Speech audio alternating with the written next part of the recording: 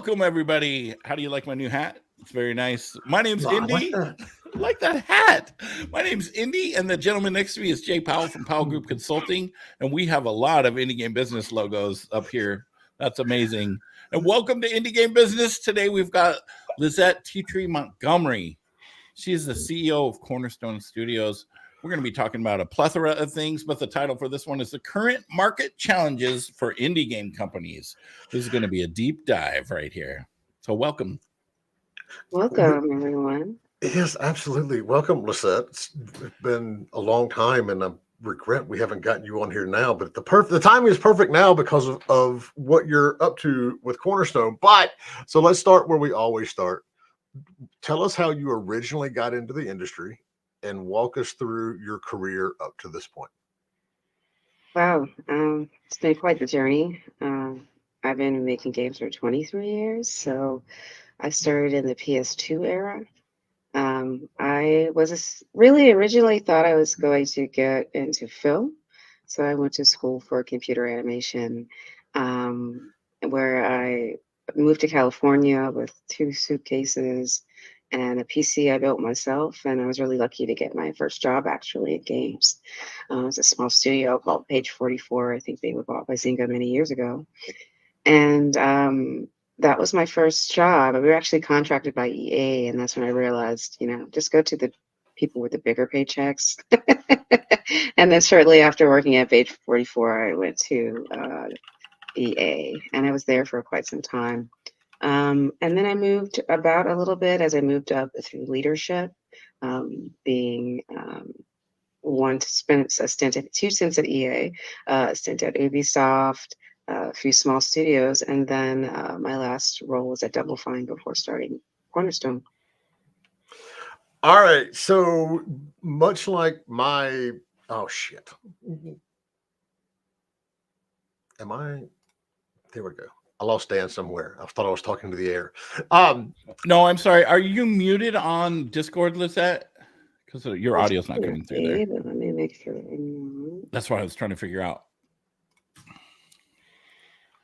Yeah, okay. Yeah, I changed my import devices. Of course it did.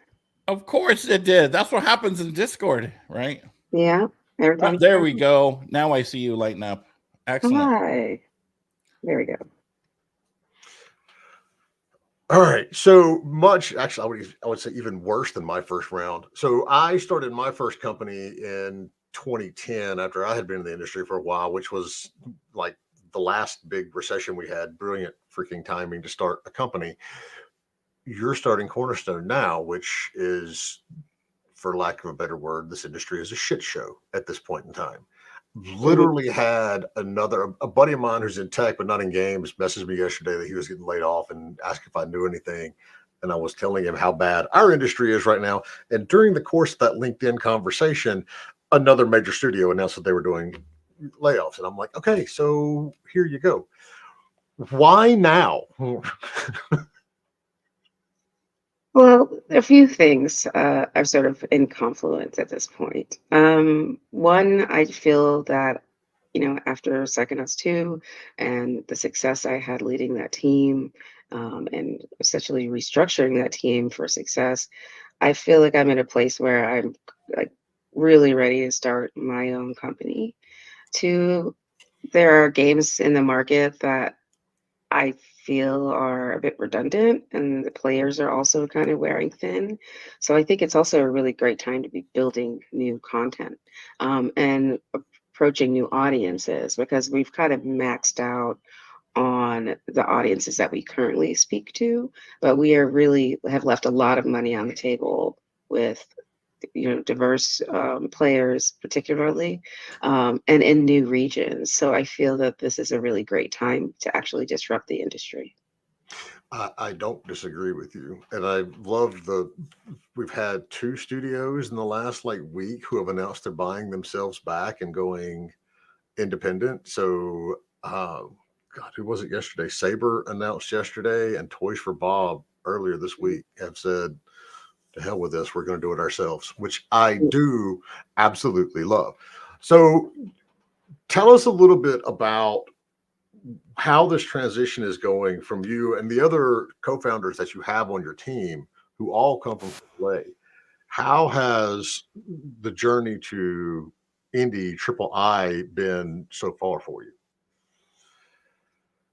Overall, it's been really a positive experience for us. We have been in stealth mode for some time, cooking a lot of ideas. And over the last few months, we've been like soft pitching to our industry friends and colleagues and just starting to begin the process of reaching out to investors. But, we're approaching it from a learning and development standpoint. We are really trying to gather as much information about where the market is going right now and who our customer is going to be. And a lot of that is being shaped by our conversations with investors and publishers, in addition to our strong internal network of developers. So for us, it's been a really great journey as we've been forming and solidifying who we are and the kind of projects we want to make. And now we're kind of getting into the headwinds of funding. So I wanted to, without going into all the gory details and anything is confidential, obviously, I want to talk more about the soft pitches that you did, because I did one of them with you. I absolutely loved it. And I don't see a lot of studios doing this. And I think they absolutely should. Can you go into as much detail as you're comfortable with on that process, why you decided to do it, how it's going, that sort of stuff? Yeah, I think I've always kind of taken I don't know what to say, more academic approach, but I've always taken a very strategic approach to how I develop content and develop ideas. And I didn't take a different stance and the same approach with this process. I have a lot of training in design thinking, and with that, that you just don't run with the first idea. You do a lot of iteration, you do a lot of feedback, you look for the yes ands in your process to kind of figure out what's going to stick and what excites people. And for us, we wanted to come up with not just one great idea, but several really strong ideas, and then workshop that with our network to see what really kind of bubbled to the top. But we also presented one with 3 strong games that could be successful. So we didn't make it easy for them to choose. No, you did. I really wish you would have, but you did not. But no, you sat down, you booked time with me and with, I'm sure, a lot of other people as well, went through all the pitches, and then a day later we get a nice little survey to fill out on which one that we liked and which one. It was really, really well done. And I do think more studios should look at it this way, because the fear that you have when you're, talking to a team and they're going to go with investors and publishers is that they're going to go in and say, here's 3 projects. Which one do you like? We'll do whichever one you want. But that's not what you all are doing. You're going in with, 3 or 4 projects and saying, okay, what do you think about this, before you're going to all the investors and publishers. And so I'm glad that's going really well for you, because I think it's a very good, very, like you said, academic way of attacking this whole problem. So I don't know, have you decided which one you're going to do? I mean, I'm just curious. Yeah, we have Okay. settled on one. It's definitely the wackiest idea, but Yes, I know. but for me, like that's exactly the reaction that I look for. Like through my development career, anytime an idea comes up and the team just starts cracking up and they continue to keep cracking up about it, that's a sign to me that there's something there. You're bringing people joy. That is fantastic. So I'm interested to get your take on DICE versus GDC, because this was my first DICE. Had you been before? This is my second dice. Okay. So we all know what to expect in a few weeks when we get out to San Francisco. How would you say DICE and your experience there stacked up against the GDC norm? Yeah, I think maybe I'm coming at this from like years of attending GDC as a developer versus a studio founder, but GDC is definitely game development focused. We're talking about the people who are in the trenches, building the features, building the sets, going through the bugs, looking for new ways to find efficiencies and how they work. Where DICE is definitely more on the executive side, I would say, a little bit more on the wheeling and dealing side of the development process. So for me, it was 2 very different audiences of who attends DICE and who attends GDC. And not saying that both things don't happen at both conferences, but there's definitely a more business focused community at DICE. That's exactly what I found. I told someone that I might have told you, DICE may have been the nail in the coffin for GDC for me, because given the amount of money that you have to spend to go to GDC between flights and hotels, and then just if you want to actually eat in San Francisco, it's ridiculously expensive. And so, going out to DICE, and even with the pass, it was something that it was still cheaper than GDC. And, I had 3 days of absolutely back-to-back, well, not back-to-back meetings. And I did think I got sick at one point, but that was the freaking air in the desert, I found out later on. But no, I have the very same thoughts on it. I mean, that DICE to me was way more beneficial than GDC has been for several years in the past. So I'm once again claiming this year that this is going to be my victory lap at GDC, and I'm done. But I've also said that for the last 3 years. Yeah, I think I'm fortunate because I live in the Bay Area. So GDC is, the cost of the ticket is just the cost that I'm concerned with. But I can't imagine what it is like for a single dev trying to spend around $5,000 to come to GDC every year if they're not getting any assistance from their company. And so I do think it is becoming highly cost prohibitive. And there's something they need to address about that. And I don't have the answers because I don't run UDM or UMD, the organization that runs GDC. But I do feel like it's a more intimate experience at DICE. Mhm. And I think the real goal of most of these conferences is to make connections. And I think that DICE does that extremely well. I mean, that's exactly. I was talking to a developer earlier this week, and that's exactly what I told them. It's like, they were on the fence about whether or not they needed to go to GDC. And I'm like, it's not about pitching your game. It's about building these relationships. And it's difficult to do that at GDC because typically you're, back-to-back meetings, or you've got a meeting and the next hour you have another one, but you have to get from the W all the way to the Intercontinental and then back to the Regent and then over to the, JW. You can't really sit down and have a conversation with someone and get to know them.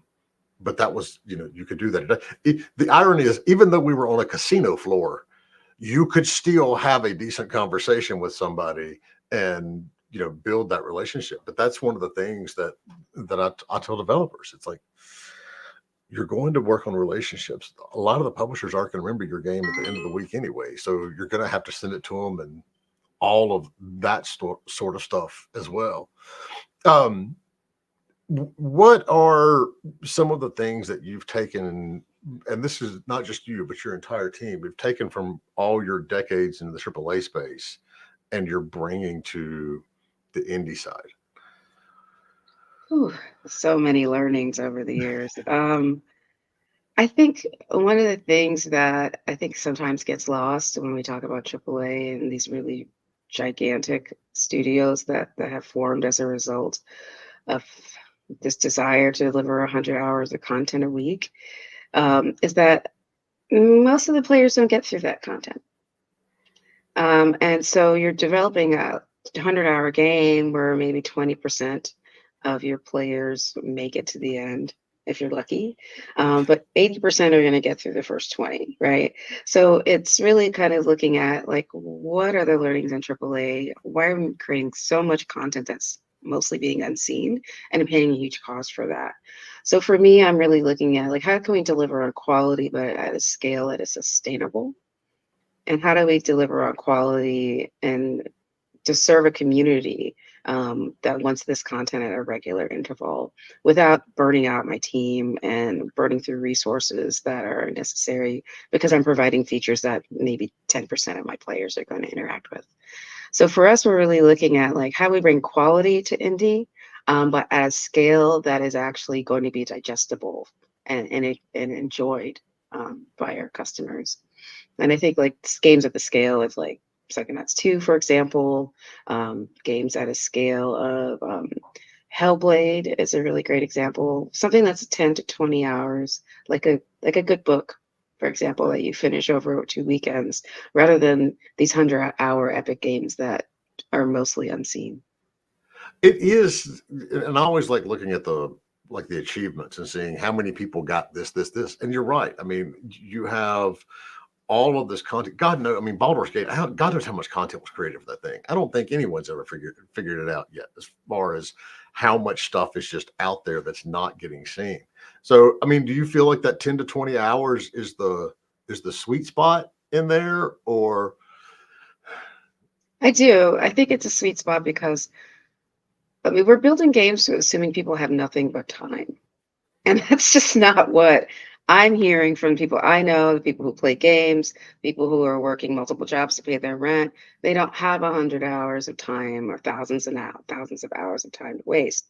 They want to get in, enjoy something, and get out, and then do that on a regular basis a few times a week with their friends, right? And that's what's going to keep people engaged. It's not trying to slog through 100 hours of content. It's just not what most players actually want.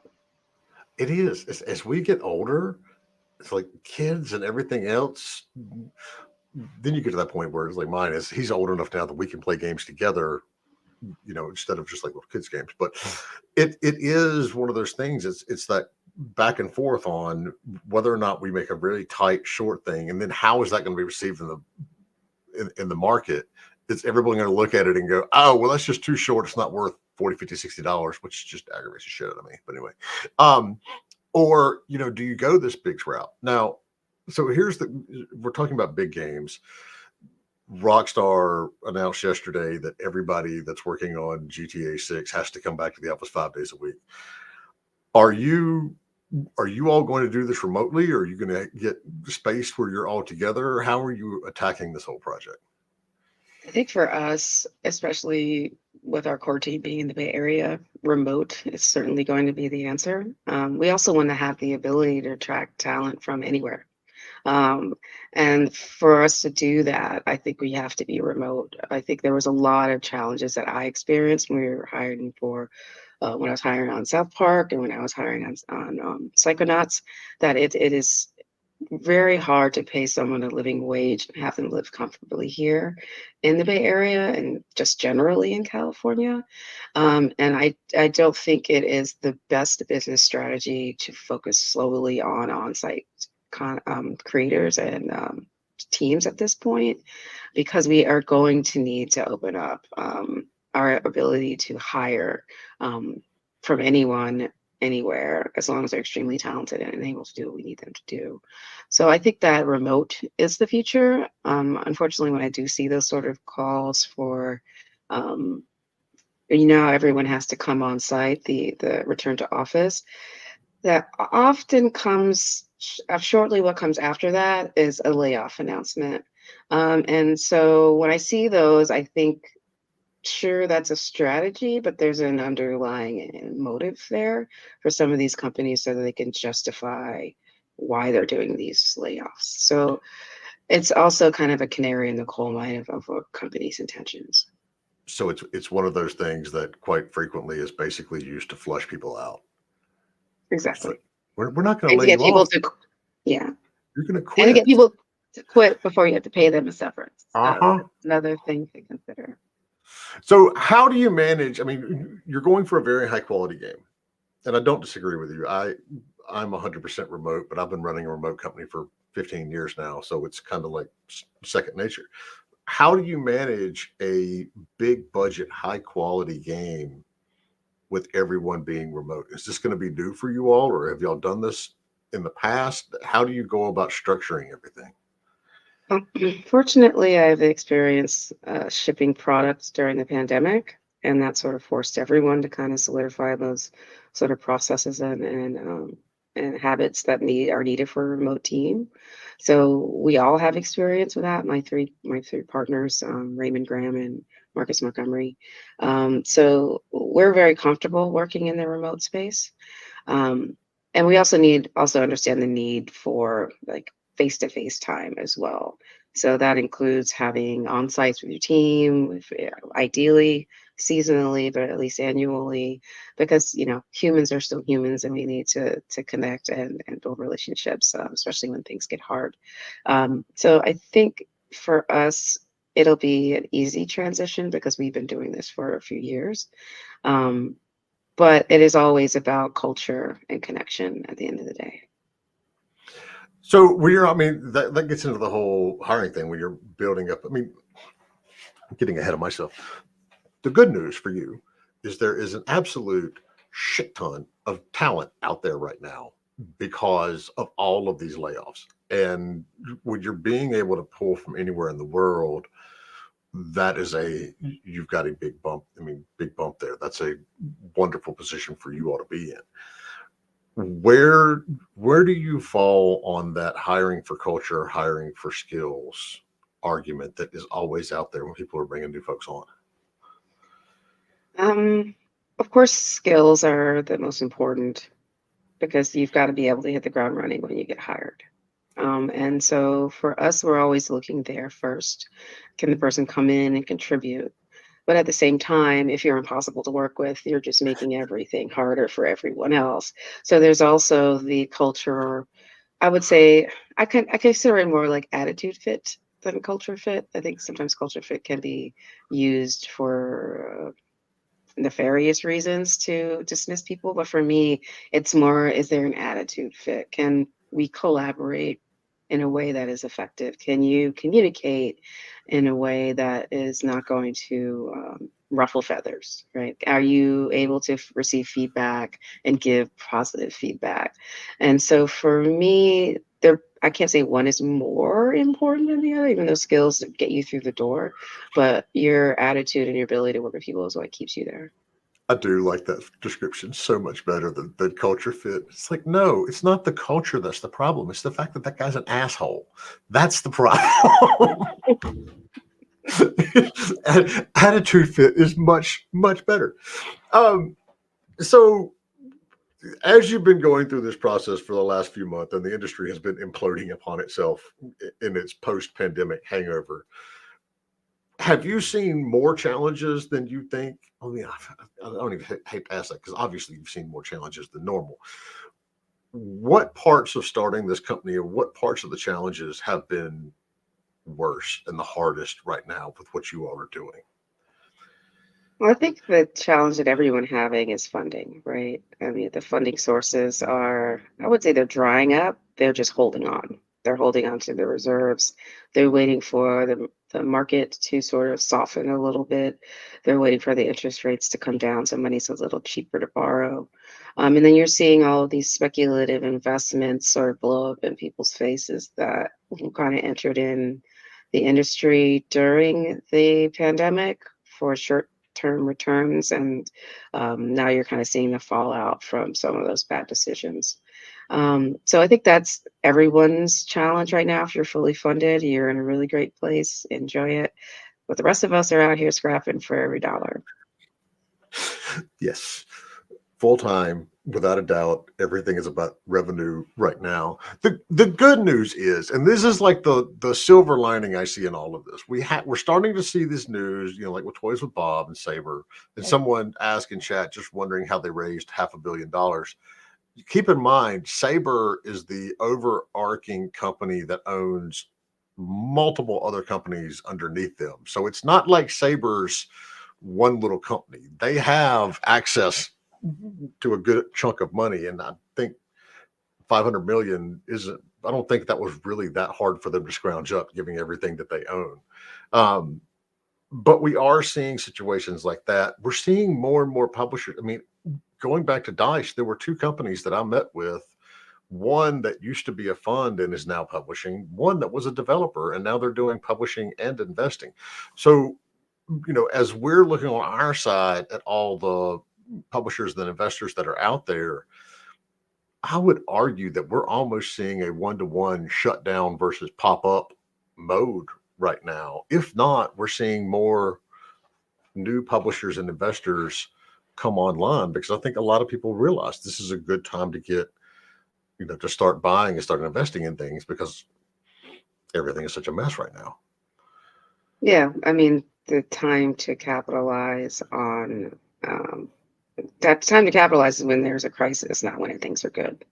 And so you're seeing people who would have preferred to purchase their company during the pandemic or take ownership or buy back now having the ability to do those negotiations because there are people who are just leaving the investment scene because it's too wild for them, or they understand that there's growth in the future, and so they're placing their bets while the prices are low. And so I think it's just a transitionary time. But as I said, I think it's also a great time for disruption. I think there's a lot of money left on the table.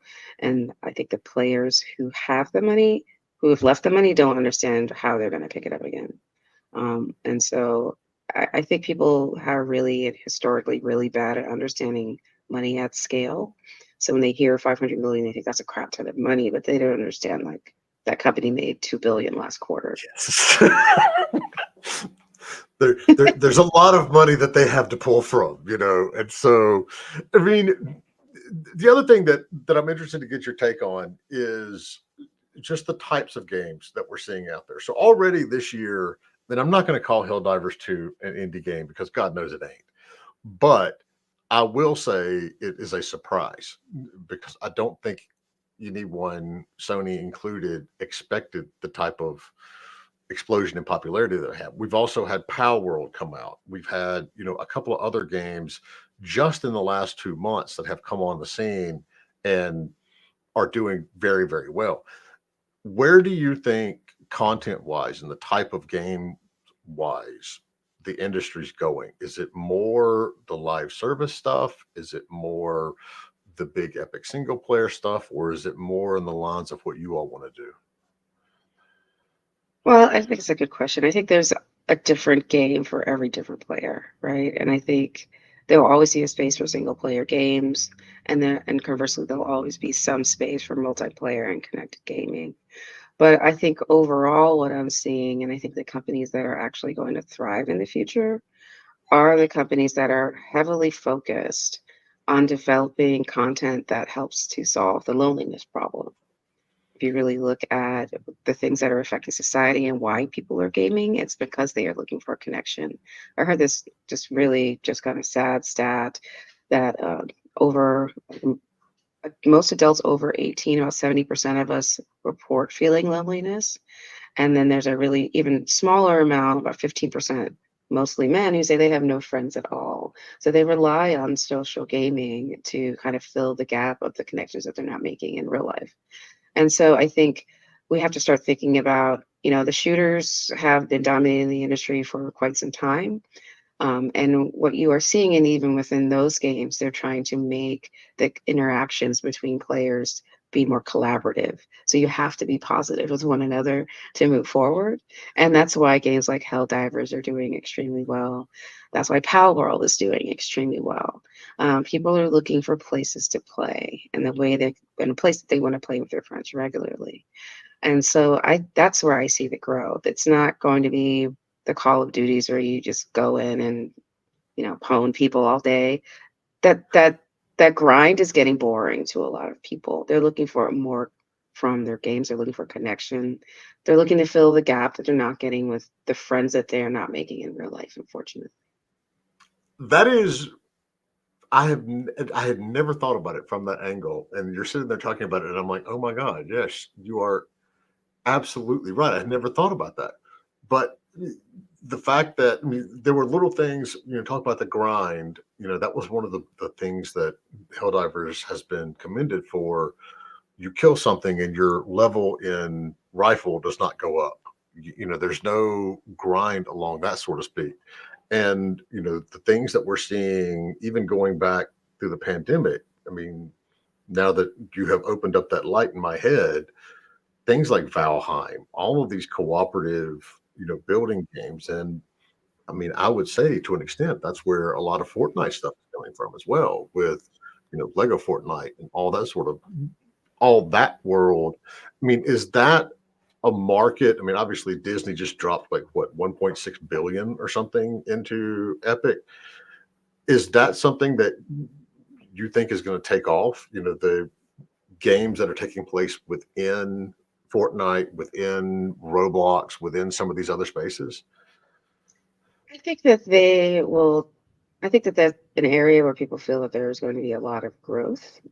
And I could see where investors are very excited about that, particularly because no, I don't have to worry about funding a, a studio who's going to have to develop their own pipeline. I don't have to worry about funding a studio where they have to develop their own engine, and they'll be creating content for an already existing consumer base. But I can also see the world where those experiences are far too similar, and they all start to look the same together, right? So I think there's a double side to that. And so I think we're all kind of waiting to see how much this takes off. But I know that people who are creating for those spaces are excited because it gives them new avenues for revenue. But I think we'll wait and see how the consumer is actually going to react to that. So my concern with them is the discoverability issue. As bad as discoverability is on Steam, at least there's a way that you can do it. I mean, with something like Fortnite or Roblox, you're really at the whim of the algorithm unless you start advertising directly to people. And even then, it's like how you can't send somebody a QR code to play, like a Fortnite, because it's going to send you into Fortnite. And then you got to find all this shit. But I mean, I agree that the discoverability is the part that concerns me. Yes, you're right. You don't need to, build an engine around anything, but that's also going to lead to more clones and more, very simple things that get out there. But at the same time, I mean, I'm seeing companies raise a ton of money and they're like, all we're doing is making Fortnite games. I'm like, okay. All right. So you've touched on this one a little bit already, but someone else had the comment, that life is hard for indie developers right now. And it absolutely is. No one's going to argue that. Western World Studios says, I keep reading excerpts of AAA games having too long a gameplay. Are there small studios starting to look for a sweet spot of gameplay for small indie games? And this also ties into an article that Chris Zukowski wrote a couple of months ago saying there's so many indie devs that are missing that middle experience. How should, some of these studios look in their planning and look in design to make sure it's not too short, but it's not a 300 hour, epic as well? Well, I think what we're seeing, especially with the early access model, is very encouraging. Most of my career, it's like you're working heads down anywhere from 3 to 7 years to finish your product, and then it's out on the market, and your fingers are crossed that it's going to do well, and you're praying that you're going to get the right marketing support in order to get those sales.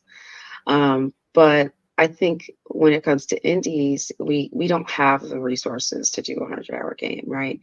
And so, but we also want to deliver a quality experience that our players are going to want to play again and again. So for us, we really have to focus on quality, not quantity. And I think studios like Outer Loop with Thirsty Studios is doing a really great job of delivering, quality games with a really strong story and narrative. I think the story and narrative experience is always going to win out. I don't see the point in delivering a 100-hour game that has a boring story. I'd rather pay a 5-hour game that has an exciting story, because that's what people are going to remember. That's what they're going to come back for. And I think indie studios are moving away from the back of the box sort of features that you're expected to support to compete with AAA, and start understanding that it's the experiences and the stories that we create as indies and the risk we are allowed and we take that big studios don't, that give us an edge. How do you think, and the early access thing got my brain running, how do you think development on Psychonauts 2 would have gone if you had access to early access? Hmm. Would that have been a good thing or a bad thing? I think that's a little harder with a single player game, right? It's sort of like putting out the first 3 levels of your game before the game is finished. I think because of Psychonauts and the community it has, and I like to use the term member berries from South Park, the nostalgia that the player base had about the game, it had an inherent advantage where I think it possibly could have done really well. But I think if you're like the first IP out the gate and trying to get an early access with a single player, that's a little bit harder. Do think early access works much better for multiplayer games. And then it helps you kind of build your features alongside your community as you expand. But single player games tend to be a bit more linear. And so the story shift may be a bit more harder to manage throughout the process.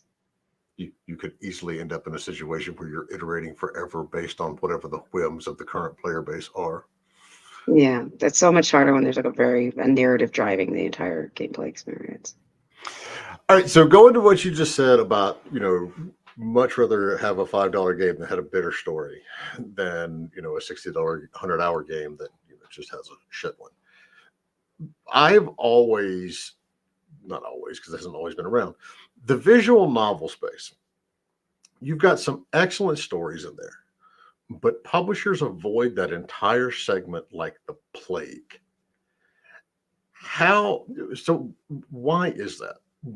Why do you think, especially with the level of storytelling that a lot of those games can put out there, why do you think it's such a no-no zone for a lot of these publishers to go to? I think there's a few things there. Through my process of soft pitching and talking to people who are on business side and the investment side, they're somewhat trained or here, and then when they hear the word narrative, they think expensive immediately. They think, oh, the scripts, there's a writer's room I have to fund. Now there's a team of animators that I have to fund for all of this story. And then there's NPCs. And so they just see cost, right? They don't see the inherent value of a strong narrative, which is interesting because then they turn around and look at anime and they're like, oh, this is amazing. There's 300 work here. It's the same thing. It's just a slightly different format. What the hell, people? This is. And so it's sort of, some of it I think is lack of vision. And I think there's always this hesitance on the investor side to not invest until someone else has sort of made the hit, right? And until they see a narrative-based game brings in a couple $100 million, then they won't start paying attention to it. Right now they just think it's like cute little story time. And so that's how they treat that genre. But this is what is so frustrating. Every game doesn't need to make $100 million. You can go out. It absolutely drives me mad sometimes. I'm like, okay, yes, you need to make a X number over what the development cost was, but not everything needs to cost, and this is why I have said for years, I don't know if I've ever said it publicly on here, but I probably have. I still believe there is a place for a visual novel narrative publisher. Even the narrative publishers we have don't touch that genre, but we have so many people working in that genre that if someone were to come together, give them a little bit of money, because these games don't cost, $20 million to make, and guide them a little bit, I think there's a lot to be done there. And just no. And that as an English major in college and someone who just loves the narrative side of all of this, it just drives me batshit crazy. All right. So we've got a question. Lisette, you're getting the full dose of my ADD today. So one, is your studio looking for a UI or UX artist? Not currently. We're very much at the beginning of prototyping phase, but we will be, when we get funding to pay someone. Stay tuned. So which do you believe is better, self-publishing or getting published knowing the climate of the indie space? I think at the end of the day, the goal is always to try to keep as much equity in your company as you can, and to try to keep as much creative control as you can. So of course, self-publishing is the best financial option for most developers. The challenge there is, how are you going to deal with the marketing, distribution, all of the support that you get from a publisher if you're handling it all yourself? And so I think in this current space, we still are figuring out the self-publishing model, things like early access, that stuff is helping, but we're not in a world where we can kind of completely abandon publishing and that model for financial support. So I think it really depends on where you are as a studio. If you are financially solvent and you can manage self-publishing, or you could find the resources to do that, I think a lot of people would prefer it. But a lot of game developers are not rich people, so we unfortunately have to rely on outsource resources from publishers or investors. So, I mean, theoretically, if you all bring in an investor, not a publisher, you are still technically going to need a publisher because 99% of the investors out there are not publishers, nor do we want them to be. Are you going to, you and I are in a different situation. We've been doing this for 2 decades. You've got a great team, on your side who's also been doing this a very long time. We know how to self-publish, but a lot of these studios don't actually have a publisher. At Dice asked me why I was not a publisher. It's like, because I don't want to be. I have been in the past. I don't want to go back to that. Can you see yourself, with the experience that you have, going the self-publishing route if you get an investor to come in and fund everything? Yeah, at the end of the day, it's about trying to keep as much of the money for yourself as you can, right? And so, if we do find an investor, we will probably approach self-publishing as much as we can, unless we get like a really great partnership from like a major studio. Because at the end of the day, you can make a great game, but if nobody knows it exists, no one's going to play it, and that's really why those publishing relationships are important. That is very true. The days of a great game sells are dead and gone and buried, and that horse has been beat to death. So that's not going to Mhm. happen. For a lot of these studios right now, we're seeing a lot of indie devs come up. I mean, there were well over 1,000 games that were around for Next Fest. I mean, there's a huge, huge amount of content being made out there. As an industry vet who's now starting her own, studio, what is your advice to a lot of these teams who don't have the decades of experience that we have, who are coming into it fresh and want to make their own indie studio as well? Mm. Um, I think one of the biggest challenges of being an indie studio is you don't know what you don't know. And I've seen this happen again and again where they're like, oh, we don't need this role in our studio. We could do it ourselves. And then they're in a position where their publisher is detecting a risk tolerance, and now they want to reduce your budget and they want you to get it out the door quicker. And now you don't have that person to manage that process.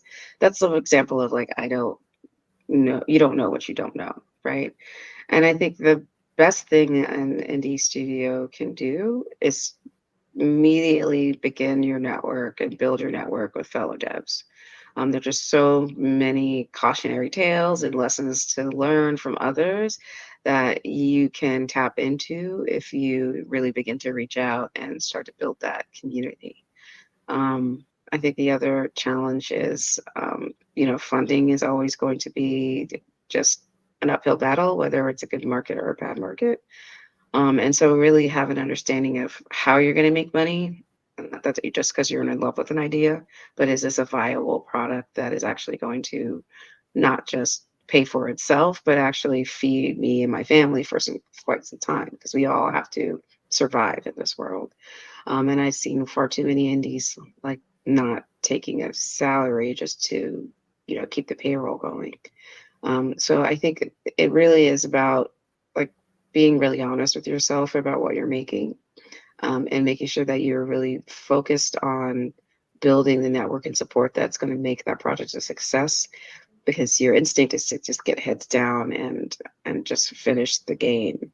But if you're not thinking about all of those things before the end, you're going to have no one to sell it to.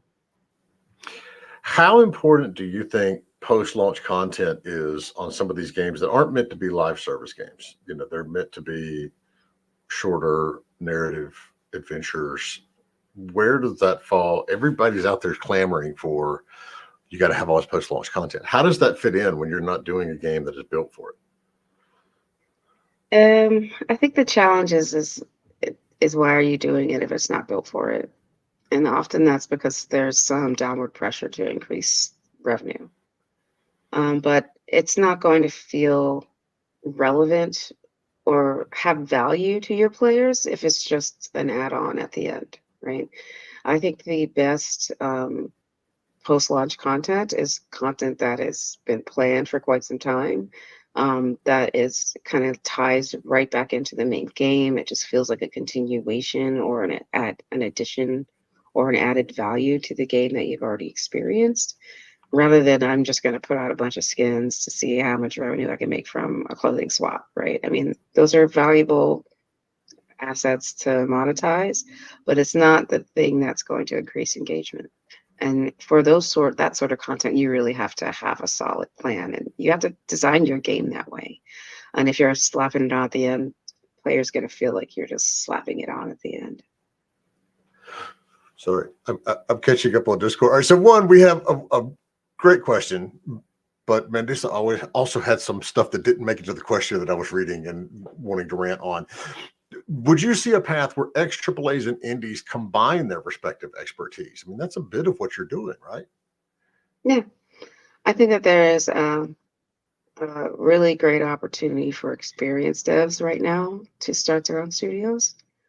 I think when you're in a room full of investors and your team has over 60 years of combined experience versus a team that has maybe 4 or 5 years combined experience, they're all new, they're going to take what they consider the more experienced bet. But ideally, there's some more of a mix of seniority on the more junior team to inspire confidence in the investors. And also because I've seen time and time again, because of the burnout rates in this industry, you're constantly having to reinvent the wheel. If you're, having to rehire, you're going to have to upskill, if you're going to have to retrain, because you're burning your team out because you're too spread too thin, or you don't have the experience of running your studio. You really have to kind of think about like what processes and what knowledge can I bring in, either by consulting or like contracting with a AAA if you don't have that on your team. So it's really challenging, I think, right now if you're just starting out. I mean, I put my hat off to anyone who's trying to launch in this market without like years and years of experience, but it's not impossible. But I think if you have tons of experience, that's going to help you make better decisions in your dev process. It's going to help you understand where the snafus are that you wouldn't understand if you're new. And so really, again, building those networks where you can have that sort of support is really going to save you a lot of trouble in the end. So next one up, what is your opinion about using PR companies while self-publishing? Is that a viable replacement for publishers? I don't think so. I think there's a lot that comes with publisher outside of just doing PR. I mean, there's PR and then there's marketing. There are two different departments, even though they're very much connected. And what marketing really does is sort of gets your product out to as many people as possible. While PR is more about how do we control the messaging around this product in our studio. So I think PR is more like the long-term maintenance of marketing, while the marketing of your game kind of happens to the lead up to release, and then of course consistently after if you're having content drops. So I don't think you can replace one or the other. But I think both are necessary in order to keep your messaging with your community. And there's also a lot more that goes into publishing than just PR and marketing. I mean, somebody's got to do the QA, somebody's got to do all the localization, someone's got to have the relationships with Steam and Epic and GOG and everybody else, or the console platforms as well, to get it out there. So it's not as simple a solution as I'm just going to hire a PR firm and then drop it on Steam. But yeah, so Jonathan on LinkedIn mentions the brain drain in the industry, and this is, we're going through it again. We're going to lose a lot of really good people with a lot of really good institutionalized knowledge, through the course of all of these tens of thousands of layoffs that we're seeing in the last 12, 16 months. What can some of these smaller companies do? There's nothing that you and I can do that are going to keep Sony from laying off 900 people, EA from laying off however many hundred they announced that they were laying off this week. When I go back and I look at I wrote an article when I first started Indie Game Business 5 years ago, and part of that whole spur was from the 5 or 6 years ago when Activision announced record profits and then laid off 650 people. There's nothing we can do to keep these big companies from doing that. What can we do on the indie side to help retain some of these people, or is it just a lost cause and we're just going to constantly lose a lot of the smart, experienced folks in this industry because it's a shit show? Yeah, I think these problems are systematic, right? And there's a very little an independent developer can do to change essentially the business model of public traded companies. All of this, the layoffs, the mergers and acquisitions, and the subsequent shutting down of these studios has all been driven by public traded company business models. Um, they're all looking for ways to write off costs for the end of the fiscal 2024 calendar year, which is why we're seeing so many layoffs in this first half of the year. And so as indies, we are just seeing, unfortunately, the nature of the beast. What we can do as indies is, once again, a few years ago, it was even at Double Fine, it was hard to hire for certain roles. Now we don't have that problem. So if you have headcount, if you're thinking about finding headcount, if you can afford the headcount, hire up if you can right now. So at least we're retaining who we can in the industry. We're not going to be able to absorb these mass layoffs as small studios, but we can at least try to upskill our studios with new hires. As far as the brain drain, I think that's going to be at a major detriment to these studios over time. It's not just about the people who walk out of the door. It's the people who watch those people walk out of the door and how they feel about your company after. And so it is inspiring a huge amount of disloyalty in the employees at these studios at this time. And that's going to affect productivity down the road. Like, why would I work overtime unpaid if you're just going to lay us off anyway? And so they're really kind of creating a major issue within their own studio cultures. In addition to, they're essentially not giving anyone an incentive to stick around because they don't have to. Like, if I was working at a large company right now and I had leverage, I would be asking around. So I think that there's a double-edged sword that's going to be happening with these larger studios who are making these decisions down the road, that their knowledge is walking out of the door and productivity is going to take a hit. Do you think this is the kick in the ass that a lot of the folks in the industry need? Because we are our own problem. We see people, they're burning out because they're working 60, 80 hours a week, even though corporate heads are like, oh, we don't encourage that. It's like, no, you don't, but you don't can stop it either. Because we know if we don't do this, somebody else is going to come in and do it. We're going to lose our job. What you're talking about right there with that sense of loyalty just going out the window, do you think that all of this over the last 18 months is that kick in the butt that folks coming into the industry need to wake up and say, okay, look, it's not worth me sacrificing my health and my family and all this other stuff, because at the end of the day, they're just going to lay us off anyway? Yeah, I think they're going to have a lot harder of a time extracting that free labor. I mean, when I first started in the industry, there's always been a crunch problem. Like, when I first started, Yay Spouse, the lawsuit was happening, which sort of led to this huge uptick in outsourcing because people in these companies in the United States didn't want to pay for overtime for their domestic talent. So that led to a huge upswing in outsourcing. And now what you're seeing on the outsourcing side with the age of AI is now all those outsourcing studios are laying off tons of artists as well, as the contracts are also drying up, as the companies are closing. So we're seeing this contraction. I think some of it is largely from speculative investment. And I think some of it, unfortunately, is that they're preparing for AI to come in and take jobs. So it's a lot easier to replace a job that doesn't exist. And so I think that's also why you're starting to see this mass layoff. It's like an unsaid thing, but anyone in the industry who's a little closer to the top knows that these conversations are happening and that there are studios who are literally developing these pipelines as we speak. So I think that there is going to be a huge shift over the next few years.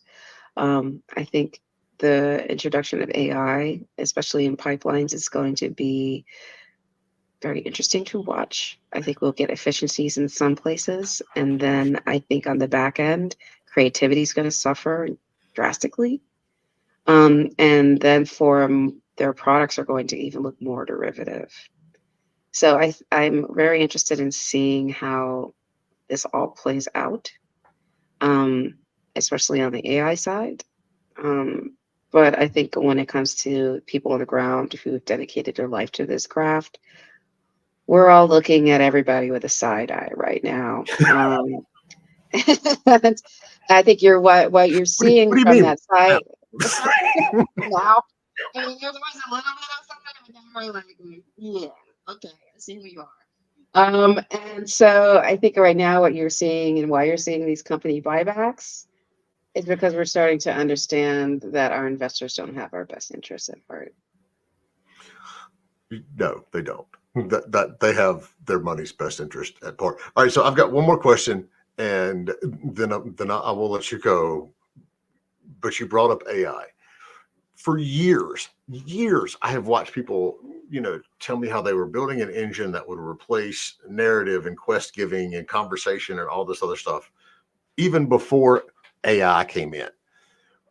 Where do you think?